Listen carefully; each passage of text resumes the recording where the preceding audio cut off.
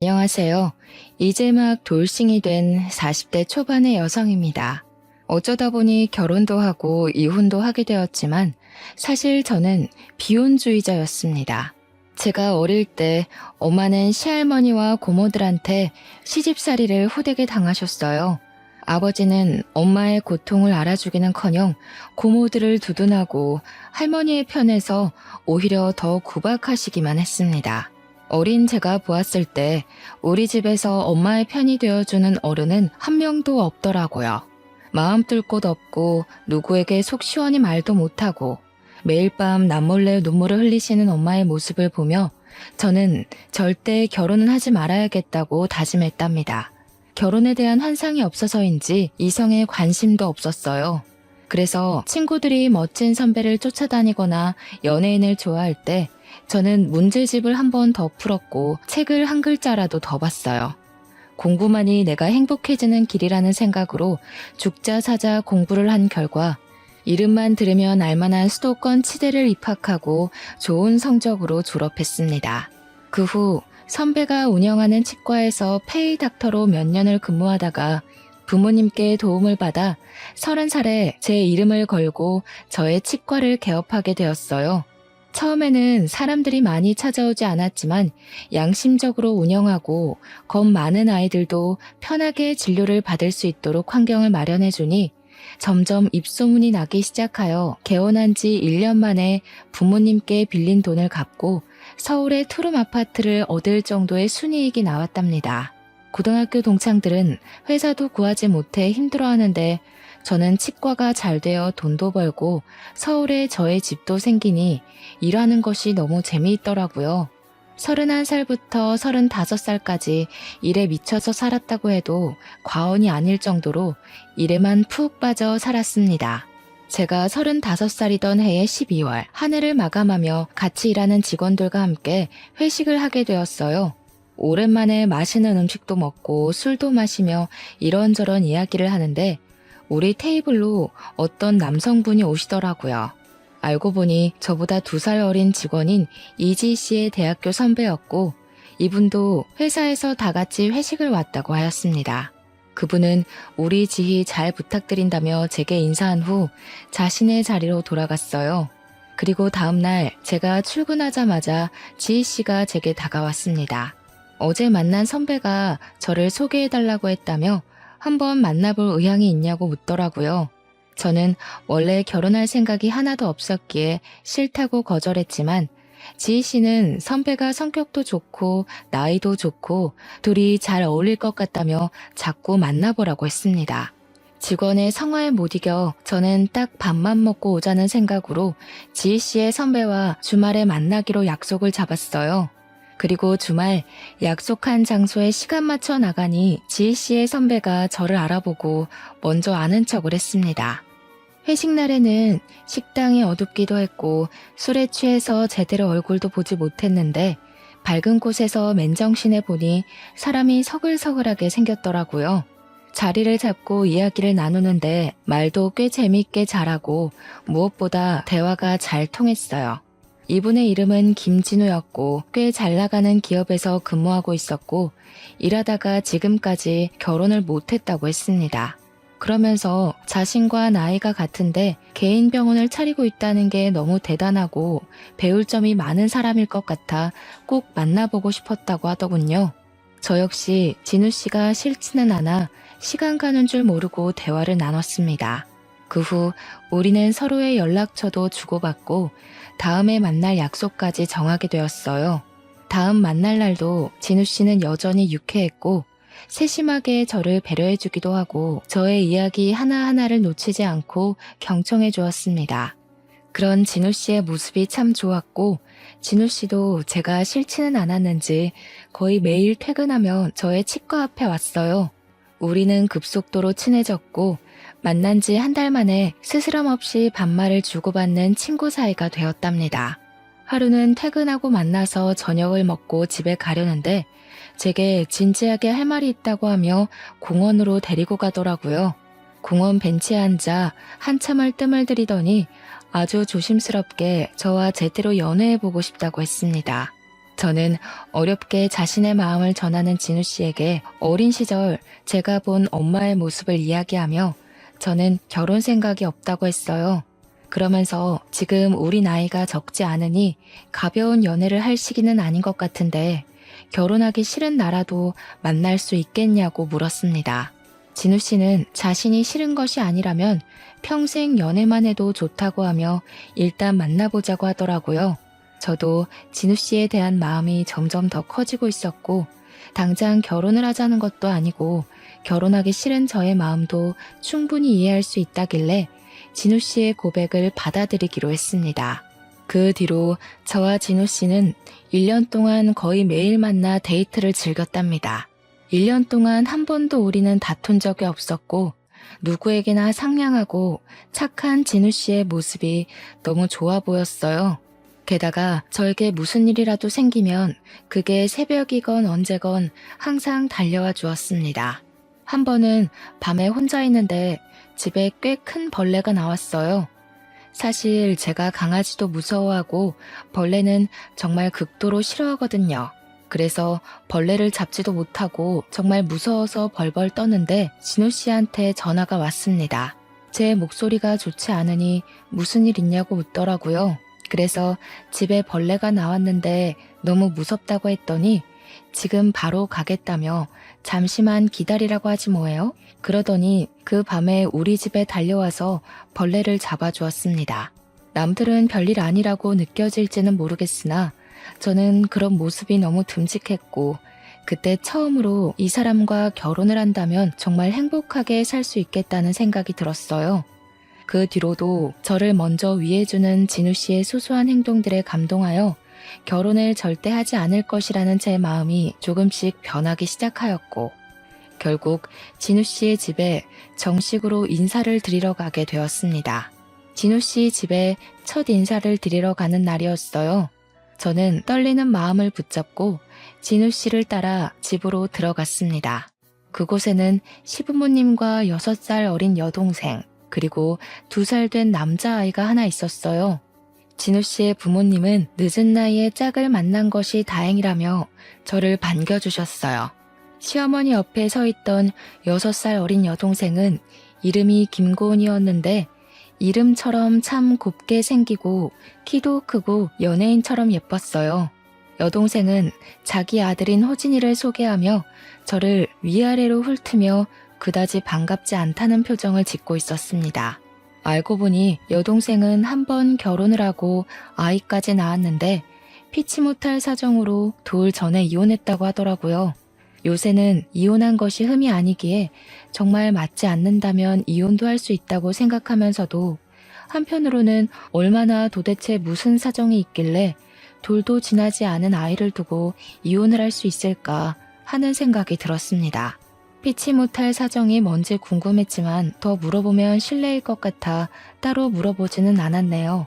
진우 씨의 부모님은 긴장하고 있는 제게 편하게 앉으라고 하시며 우리는 혼수 예물 예단 다 필요 없고 며느리 돌이고 뭐고 아무것도 바라지 않으니 그저 아이 낳고 잘 살라고만 하셨어요. 여동생은 계속 표정이 좋지 않았지만 딱히 저에 대해 싫은 소리를 하지는 않아서 그냥 혼자 아이 키우느라 힘들어서 그러나 보다고 생각했습니다. 첫 인사를 마치고 집에 가는 길에 진우 씨에게 여동생에 관해서 물어보니 여동생은 낯가림이 심해서 그런 거지 속은 여리고 착한 아이라며 시간을 두고 겪어보면 금방 친해질 것이라고 하더라고요. 솔직히 우리가 결혼해도 여동생을 뭐 본다면 얼마나 보겠냐는 생각도 들고 우리보다 시부모님이 너무 편하게 잘해주셔서 여동생에 대한 걱정은 접어두고 바로 결혼을 진행하게 되었습니다. 처음에는 새로운 신혼집을 알아보려다가 제가 혼자 살고 있던 집이 저와 남편의 직장까지 출퇴근하기 편해서 따로 집을 구하지 않고 제가 살던 집에서 같이 시작하기로 했어요. 어지간한 가전제품은 다 있기에 따로 가전제품을 구매할 필요도 없었고 집 상태도 깨끗해서 침대와 장롱만 새로 들였답니다. 그렇게 제 인생에 결혼은 절대 없다고 장담했던 제가 37살의 나이에 결혼이라는 것을 하게 되었습니다. 결혼 후 제가 시댁에 갈 때마다 시부모님은 일하는 며느님이라며 엄청나게 잘해주셨어요. 매번 시댁에 가면 다양한 반찬은 기본이고 제게 설거지조차 한 번도 시키지 않았습니다. 반면 아가씨는 여전히 제게 뚱한 표정을 지었어요. 친해지고 싶어서 말을 걸어도 항상 단답형으로 말하는 통에 대화가 길게 이어지지는 않았습니다. 그런데 우연히 아가씨의 방을 보았는데 딱 봐도 값비싼 명품 가방에 좋아 보이는 옷이 정말 많더라고요. 제가 알기로는 아가씨가 분명히 회사에 다니지 않고 아이만 보고 있다고 했는데 어떻게 이 많은 명품이 있을까 궁금했어요. 그래서 시댁에 갔다가 집에 오는 길에 남편에게 아가씨는 일하지도 않는데 명품 가방이 어떻게 그리 많냐고 물었습니다. 남편은 그게 다 명품이었냐고 자신은 몰랐다고 하며 사실 아가씨가 일하는 것은 아니고 시부모님과 남편이 매달 용돈을 준다고 했습니다. 그래서 그 용돈으로 생활을 하고 자신의 물건도 산다고 하더군요. 사실 저희는 둘 다 돈을 벌고 있으므로 집에서 생활하며 나가는 공동 생활비만 빼고 나머지는 따로 관리하고 있었거든요. 그래서 남편이 아가씨한테 용돈을 준다는 것도 그제야 알게 되었습니다. 솔직히 기분이 썩 좋지는 않았지만 그래도 남편이 자기가 번 돈으로 자기 여동생에게 준다는데 제가 뭐라고 할 부분은 아닌 것 같아 그냥 알겠다고 하고 말았네요. 그렇게 결혼한 지 6개월 정도가 지났어요. 우리는 둘 다 나이가 있으니 아기를 빨리 갖고 싶었습니다. 그런데 아기가 생기지 않았고 병원에서 시험관까지 했지만 그래도 아기는 우리에게 오지 않더라고요. 검사를 해도 이상이 없었는데 아기는 생기지 않으니 답답했습니다. 남편은 그런 제가 스트레스를 받지 않게 최선을 다했고 저 역시 그런 남편의 노력이 너무 고마웠어요. 남편과 아기를 기다리며 깨를 볶던 어느 날 남편이 저에게 할 말이 있다고 했습니다. 무슨 말이냐고 했더니 호진이를 혼자 키우는 아가씨한테 자동차가 필요할 것 같다고 하더라고요.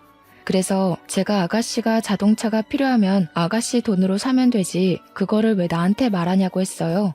남편은 결혼 전에 아가씨의 생활비나 호진이의 양육비를 다 남편이 지원해줬다고 하며 이번에 아가씨의 자동차도 남편이 사줘야 할 것 같다고 하는 게 아니겠어요? 그러면서 아가씨한테 나가는 소소한 돈은 자신의 월급으로 해결할 수 있지만 자동차는 워낙 고가이니 같이 사주자고 하는 거예요.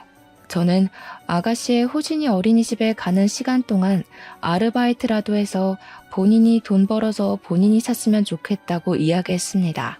그랬더니 남편은 자동차가 한두 푼도 아니고 그렇게 돈 벌어서 언제 돈 모으냐고 하며 일단 우리가 먼저 사주자고 하더라고요. 제가 왜 그렇게까지 아가씨를 도와야 하는지 모르겠다고 했더니 아가씨 어릴 때 잔병치레가 심해서 병원에 입원했던 시간이 너무 많았고 그래서 공부는커녕 제대로 된 스펙도 쌓지 못했다며 여동생만 보면 안쓰럽다고 도와주자고 했습니다. 하지만 저는 남편과 생각이 달랐어요. 남편이 평생 아가씨를 먹여 살릴 수 있는 것도 아닌데 한 달 용돈은 그렇다 치고 자동차까지는 너무 과하다고 말했습니다. 그리고 말 나온 김에 한 달에 용돈은 얼마나 주길래 돈도 안 버는 사람이 그렇게 명품이 많은지 물었어요.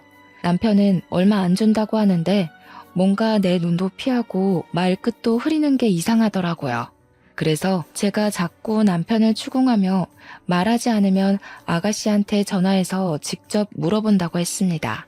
남편은 안 된다고 펄쩍 뛰며 자신이 한 달에 주는 돈의 액수를 이야기하는데 한 달에 무려 200만 원씩이나 여동생에게 주고 있었더라고요. 알고 보니 아가씨는 과소비의 낭비가 정말 심했고 이런 부분 때문에 호진이의 아빠인 전 남편과 이혼까지 했다고 했습니다. 그런데 이혼하고 나서도 여전히 명품을 사는 버릇을 버리지 못해 많은 돈을 제 남편과 부모님께 받으며 여전히 과소비에 사치하며 살고 있었어요. 그리고 남편은 그런 동생이 그저 안쓰러워서 한 달에 200만 원을 주고 우리 부부 공동 생활비 100만 원을 내고 얼마 되지 않은 남은 돈을 자신의 몫으로 사용하고 있었답니다.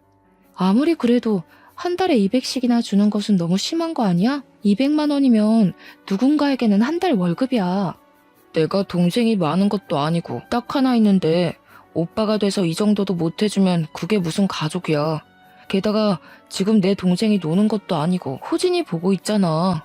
내 생각엔 호진이가 갓난아기라서 아가씨가 일 못하는 상황도 아니고 호진이도 어린이집 가는데 그 시간 동안 아가씨가 나가서 아르바이트라도 하라고 하고 당신은 아가씨에게 주는 용돈을 줄이는 것이 나을 것 같아.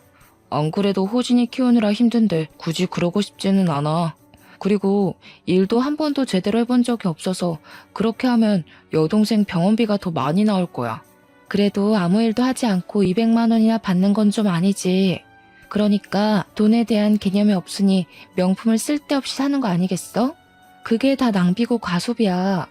호진이도 있는데 이제는 그러면 안 되지. 그 용돈 좀 줄이고 우리의 미래를 위해 저축하자. 그래도 그동안 200만 원씩 줬는데 어떻게 단칼에 줄이냐? 진짜 인정머리 없다. 너 생각이 정 그렇다면 네가 번 돈으로 아가씨한테 돈을 200을 주든 300을 주든 내가 상관하지 않을게. 다만 공동 생활비를 못 낼 정도가 되거나 나에게 아가씨에 대한 어떤 지원을 바라지는 마. 그리고 아가씨한테 자동차를 사주는 것은 절대 안 돼. 이렇게 이 이야기는 마무리되었다고 생각하고 다음날 평소와 같이 남편은 남편 직장으로 저는 치과로 출근을 했습니다. 출근해서 일하다가 잠시 쉬는데 시어머니가 아가씨 자동차 한 대 뽑게 도와달라며 전화가 왔어요. 저는 죄송하지만 아가씨가 미성년자도 아니고 호진이도 있는데 이제는 본인의 앞가림은 본인이 알아서 해야 할 것 같다고 이야기했습니다. 그랬더니 시어머니는 제 말에 버럭 화를 내시더라고요. 너는 잘 살면서 하나뿐인 네 신우인데 그런 신우한테 차 한 대 뽑아주지도 못하니?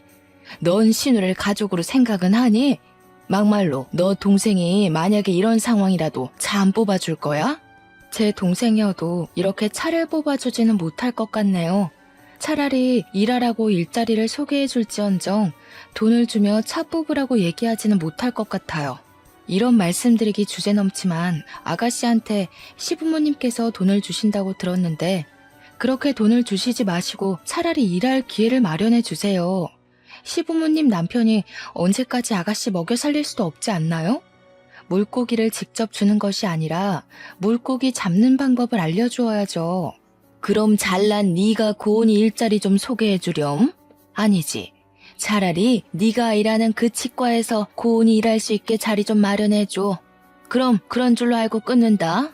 시어머니는 본인이 하실 말씀만 하시고 전화를 뚝 끊어버렸습니다. 사실 이때 오래 근무했던 데스크 직원이 관둔다고 하는 바람에 직원 한 분을 급히 구해야 하는 상황이기는 했지만 그렇다고 사회생활 경험이 전혀 없는 아가씨를 데스크 직원으로 채용할 수는 없잖아요. 그래서 어머니의 말씀은 깊이 생각하지 않고 그냥 경력직 직원을 새로 구하기로 했습니다. 그런데 다음날 출근했는데 아가씨가 치과에 있는 거 아니겠어요? 엄마한테 들었다며 여기서 오늘부터 일하라고 했다는 거예요. 관둔다는 직원도 드디어 인수인계하고 나갈 수 있냐며 좋아하고 다른 직원들도 다들 반기는 분위기길래 어쩔 수 없이 아가씨를 채용했습니다. 아가씨가 출근한 지 2주일 정도가 지났어요. 제 걱정과는 달리 생각보다 일을 잘하고 직원들과도 잘 지내 보였습니다. 하루는 치과 모든 업무를 마치고 정리하는데 아가씨가 출퇴근하기 너무 힘들다며 우리 집에서 살겠다고 하더라고요. 작은 방 하나가 빈 방이기는 했지만 그래도 아가씨와 같이 살고 싶지는 않았습니다. 그래서 고민 좀 해봐야겠다고 했는데 아가씨가 그 자리에서 남편에게 바로 전화하더라고요. 남편과 아가씨가 통화하더니 저의 생각은 묻지도 않고 우리 집에서 살기로 했다며 바로 짐을 챙겨서 오겠다고 했습니다. 그럼 호진이는 어떻게 할 것이냐고 하니 어차피 호진이가 어린이집에 다니고 지금도 시어머니가 혼자 다 보셔서 자신이 우리 집에서 살아도 별 문제 없을 것이라고 하더라고요. 그래도 아이는 엄마와 함께 있는 것이 더 좋지 않겠느냐고 하니 뭘 자꾸 그리 남의 자식 걱정하냐며 도리어 화를 내는 게 아니겠어요? 그러면서 얼른 집에 가서 짐을 가지고 와서 우리 집으로 가겠다고 했습니다. 저는 퇴근을 하며 남편에게 전화해서 왜 아가씨를 우리 집에서 살자고 했냐고 뭐라고 했어요. 남편은 제 속도 모르고 고은이가 집이 구해질 때까지만 같이 살자는 것이 그렇게 어려운 일이냐며 저를 냉정한 사람 취급을 했습니다. 우리는 퇴근하고 집에 와서도 아가씨 때문에 계속 싸우고 있었어요. 그렇게 싸우는데 아가씨가 자신의 일주일 짐을 챙겨서 우리 집 문을 두드리더라고요. 이미 온 아가씨를 이 밤에 내보낼 수도 없어 어쩔 수 없이 작은 방을 내주었네요. 이렇게 아가씨와 남편, 나 셋이 불편한 동거가 시작되었습니다. 아가씨는 우리 집에서 정말 아무 일도 하지 않으려 했어요. 퇴근하고 집에 오면 솔직히 저도 너무 피곤한데 자신도 피곤하다며 저에게 밥을 맡겨놓은 사람처럼 밥을 달라고 했습니다. 처음에는 오랫동안 살 사람도 아니고 원래 먹던 저녁밥에 숟가락 하나 놓는 것이 뭐 그리 어렵나 싶어 밥을 차려줬는데 언제부턴가 당연히 제가 밥을 차리는 사람처럼 되어버리니 화가 나더라고요.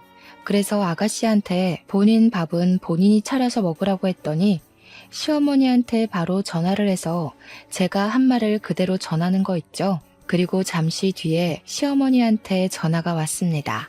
너는 애한테 밥 한 번 주는 게 뭐 그리 어렵다고 그리 생색내니? 밥 좀 제대로 차려줘. 그리고 너 아침마다 우리 진우하고 고은이 굶기고 출근한다며? 아침에 밥을 든든히 먹어야 가서 일도 열심히 하지. 제가 집에서 노는 사람도 아니고 저도 출근해야 하는데 언제 밥을 해서 언제 차리고 치우고 나가나요? 그리고 저는 남편과 아가씨의 엄마가 아니에요. 제가 이 둘의 식사까지 책임져야 하는 의무는 없습니다. 저는 당신의 자식들 밥상을 제게 당당히 요구하는 시어머니한테 제가 할 말을 다 하고 끊어버렸습니다. 그런데 옆에서 가만히 듣고 있던 아가씨가 제게 화를 내더라고요. 새언니, 지금 시어머니한테 무슨 말버릇이에요? 며느리가 시어머니한테 그딴 식으로 말해도 돼요? 왜요? 며느리는 뭐 말도 못해요? 며느리는 시어머니한테 말하지 말라는 법이라도 있어요? 아가씨와 제가 큰 소리를 내며 싸우는데 남편이 퇴근하고 들어오더라고요. 저는 이런 상황에서 솔직히 남편이 저의 편이 될 줄 알았습니다. 그런데 아가씨의 편을 들며 무조건 내가 잘못했다고 하더라고요. 정말 속상해서 미칠 노릇이었죠. 그 뒤로 아가씨는 제가 남편에게 퇴근 후 청소를 시키거나 설거지를 시키면 항상 오빠 시킨다고 뭐라고 했습니다. 그런 뒤 시어머니한테 전화했고 시어머니는 바로 저한테 전화해서 우리 아들에게 집안일 시키지 말라고 엄포를 놓으셨습니다. 제가 너무 화가 나서 전화를 받지 않으면 아가씨한테 전화해서 저한테 바꿔주라고까지 하며 저를 구박했답니다. 정말 시어머니와 아가씨는 저를 못 잡아먹어서 안달이었고 저는 제 집에 있지만 하루도 마음 편히 쉴 수가 없었습니다. 이렇게 스트레스를 받아서인지 아기도 생기지 않더라고요. 아가씨는 집에서뿐만 아니라 치과에서도 밉상이었습니다. 처음 한 달간은 잘 지내는 듯 했는데 그 뒤로는 직원들 사이에서 이간질하고 일하기 싫어서 뺀질거렸어요. 아가씨가 하지 못한 일들은 다 다른 직원들의 몫이었고 다른 직원들도 아가씨에 대한 불만이 매우 컸답니다. 심지어 개원할 때부터 있던 직원들이 아가씨가 나가지 않으면 자신들이 나가겠다고까지 했어요. 저는 이런 상황을 보고만 있을 수 없었습니다. 아가씨한테 다들 불만이니 여기서 나가라고 했어요. 그랬더니 아가씨는 못 나가겠다고 하며 또 시어머니한테 전화하더라고요. 저는 아가씨가 시어머니와 통화하는 동안 지금까지 일한 급여를 계산했습니다. 그리고 아가씨의 통화가 끝나자마자 계산된 급여를 주고 지금부터는 여기서 일해도 돈을 한 푼도 주지 않을 것이라고 했어요. 아가씨는 저한테 진짜 더럽고 치사해서 나간다고 하고 나갔습니다. 그리고 그날 밤 저는 집에 아가씨가 없을 줄 알았는데 아가씨가 시모와 함께 있었어요. 시모는 회사에서 제가 쫓아냈으니 제가 아가씨에게 생활비를 줘야 한다는 헛소리를 하시더라고요.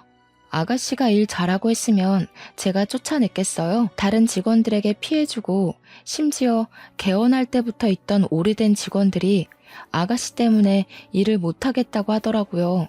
그리고 아가씨의 생활비를 제게 맡겨둔 것도 아니고 저와 남편이 아가씨를 낳은 것도 아닌데 왜 자꾸 저희한테 아가씨의 생활비를 저한테 찾는지 모르겠어요. 그래도 남편의 동생이고 가족인데 당연히 서로 돕고 해야지. 하나뿐인 신우가 남편도 없이 자기 혼자 아이 키우며 돈 벌겠다고 하는데 안쓰럽지도 않냐?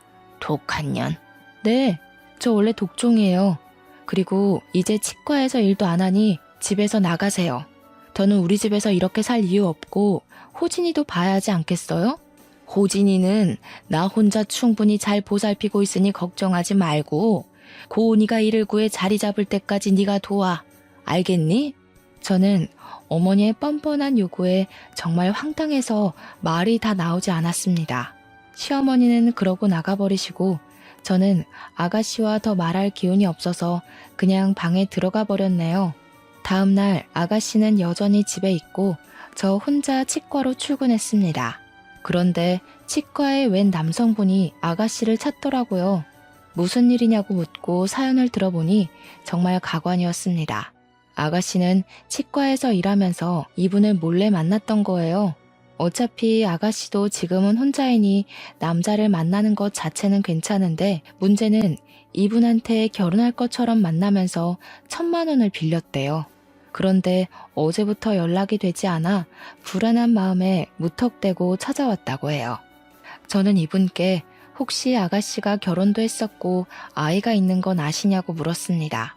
당연히 이분은 모르셨고 정말 아가씨와 결혼을 할 것으로 생각해서 1,000만 원이라는 거금을 빌려줬다고 하시더라고요.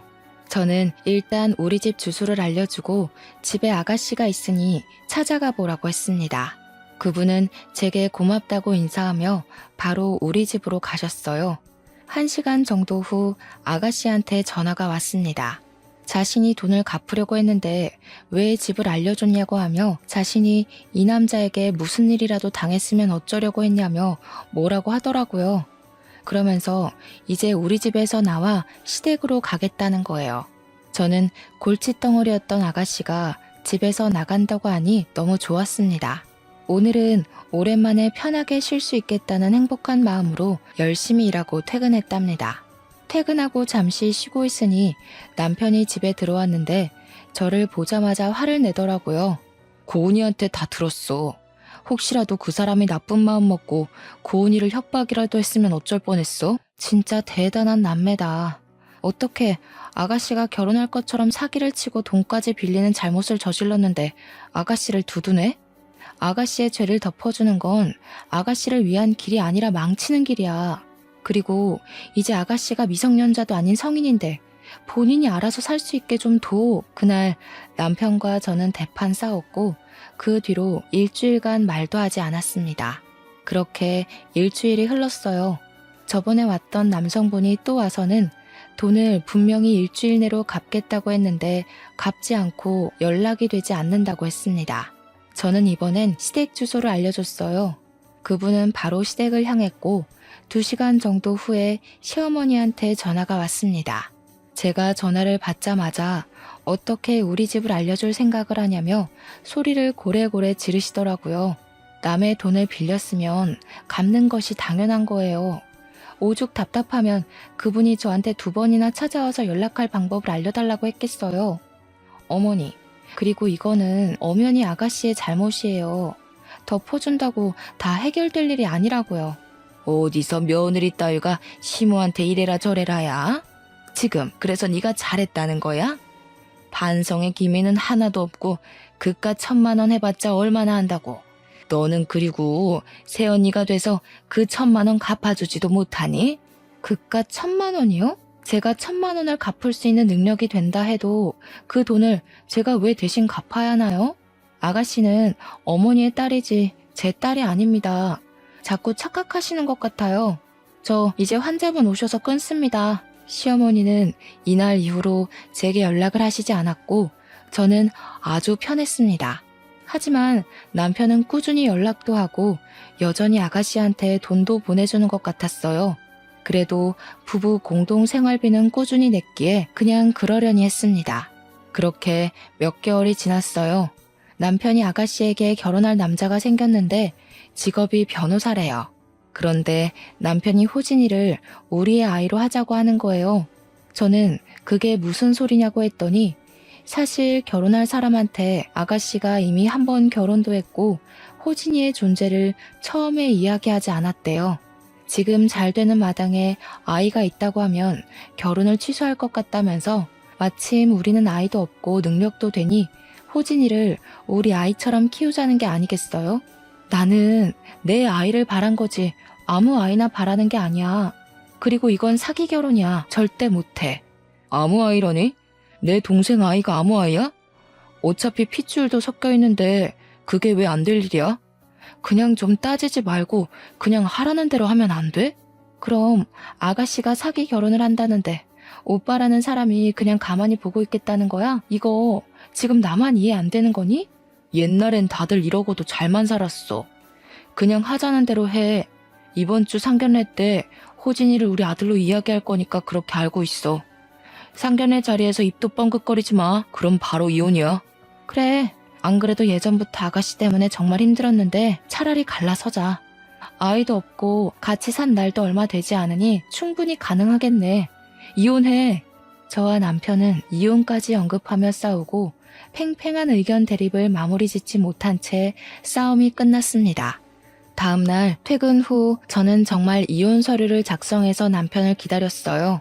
남편은 이혼 서류를 보며 어제 한번 그렇게 싸운 것 가지고 무슨 이혼 서류까지 내미냐며 이혼을 못하겠다고 하더라고요. 그러면서 그냥 방으로 들어가는데 저는 이미 남편에 대한 신뢰를 잃어서 더는 남편과 함께 살 마음이 없었습니다.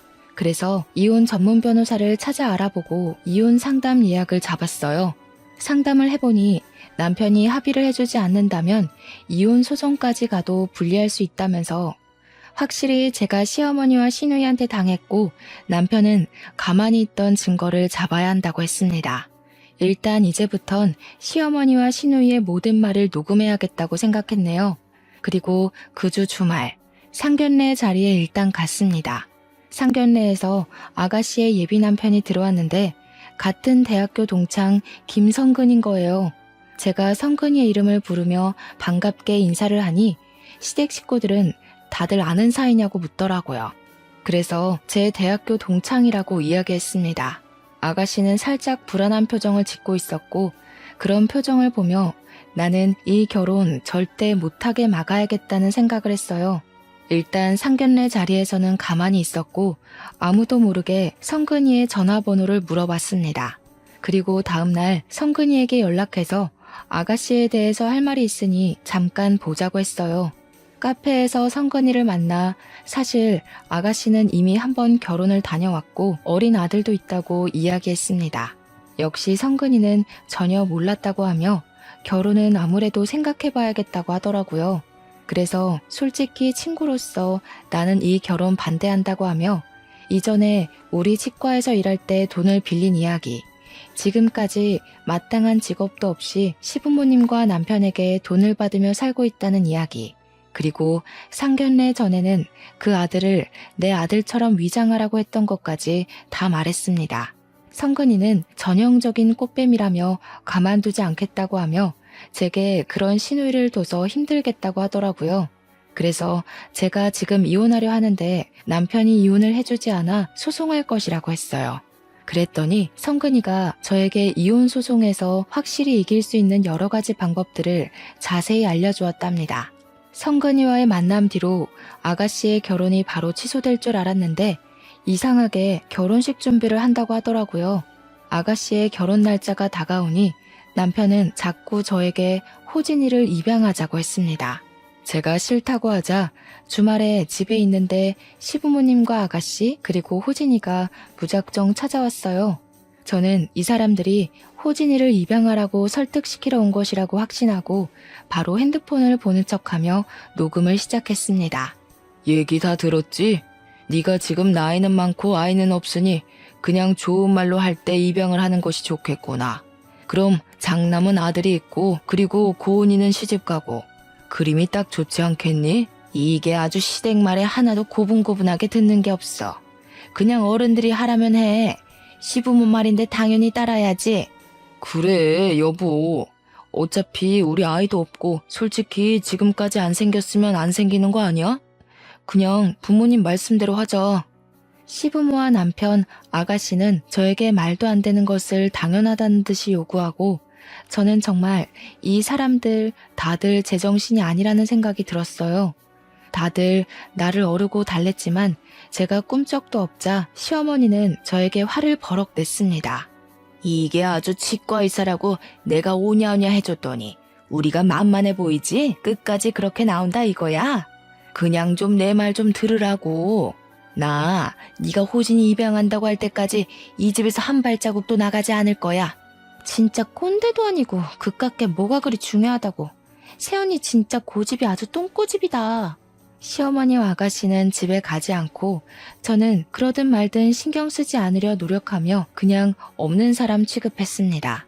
다음날 새벽 5시부터 시어머니가 저를 깨우더니 얼른 자기 아들 출근 준비시키고 밥을 차리라고 했어요.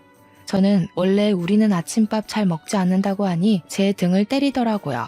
저는 신경질 나서 그냥 바로 출근 준비해서 나와버렸습니다. 그리고 그날은 시어머니와 아가씨가 집에 있을 것 같아 친정집으로 퇴근을 했어요. 친정 부모님은 갑자기 찾아온 나를 보고 놀라셨어요. 저는 부모님께 그동안 있던 모든 이야기를 다 하고 지금 이혼 준비를 하고 있다고 말씀드렸습니다. 아빠는 화가 잔뜩 나셔서 다들 가만두지 않겠다며 우리 집으로 바로 가셨어요. 집에는 제 예상대로 시어머니, 아가씨, 남편이 다 있었고 저는 바로 핸드폰 녹음기를 켰습니다. 아무리 사람들이 모자라도 유분수지. 어떻게 조카를 아들로 입양시킬 생각을 해? 나는 절대 그 꼴 못 봐. 그러면 둘이 갈라서. 아버님, 어차피 우리 아이도 없고 충분히 못할 이유는 없다고 생각됩니다. 그리고 저는 이런 일로 미진이와 이혼까지 할 생각 없습니다. 그래? 우리는 이혼 소송까지 가서라도 가만두지 않을 거네. 이미 자네 어머니랑 여동생 때문에 우리 미진이가 스트레스 많이 받았고 절대 용서 못해. 그리고 자네는 자네 어머니랑 여동생이 비정상이면 자네라도 정신 똑바로 차려야지. 어디서 사기 결혼을 하려고 난리야? 사돈, 지금 말 다 하셨어요? 사기 결혼이라뇨? 둘이 서로 좋아 죽어서 그냥 과거를 말 안 한 것뿐인데 이게 어떻게 사기 결혼이에요? 그리고 그쪽도 아들 원하시잖아요. 고은이한테는 아들이 필요 없고 그쪽은 아들이 필요하니 고은이의 아들을 당신 딸의 아들로 넘기겠다는데 그게 그렇게 못할 짓이에요? 애가 무슨 물건입니까? 그리고 그쪽에서 생긴 아이는 그쪽에서 키워야지. 왜 그 아이를 우리 딸에게 넘깁니까? 나는 절대로 이거 가만두지 않을 겁니다. 아시겠어요? 미진이 전현이 성격이 지랄맞은 게 제 아빠 꼭 빼다 닮았구먼. 우리 고은이 피곤해서 쉬어야 하니까 나가요, 나가. 여기 제 명의의 제 집입니다. 나가시려면 그쪽이 다 나가셔야죠. 잘 됐네요. 이참에 저 정말 이혼합니다. 더는 이런 사람들 가족으로 못 두겠네요.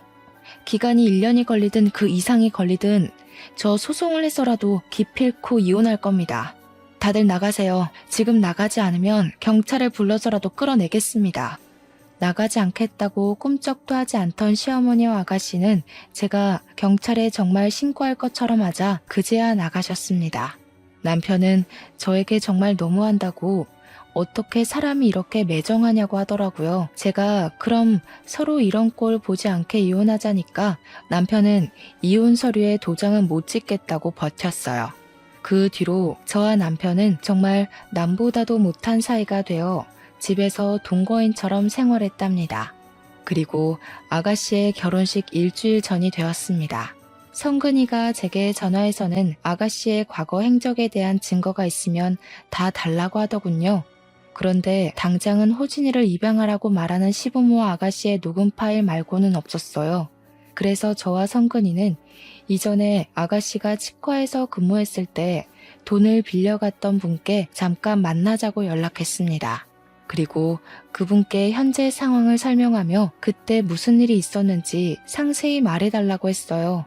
그분은 당한 것이 아직도 분하다며 감사하게도 우리의 요청에 응해주셨고 우리는 그분의 증언을 하나도 빠짐없이 녹음했습니다. 성근이에게 이것들로 무엇을 할 것이냐고 물으니 결혼식 날 오면 안다는 말을 했습니다. 그리고 대망의 결혼식 날 일단 남편한테 먼저 가라고 한 후 그리고 시간 맞춰 결혼식장으로 향했습니다. 아가씨는 아주 화려한 드레스를 입고 세상 밝은 표정으로 신부 입장을 했어요.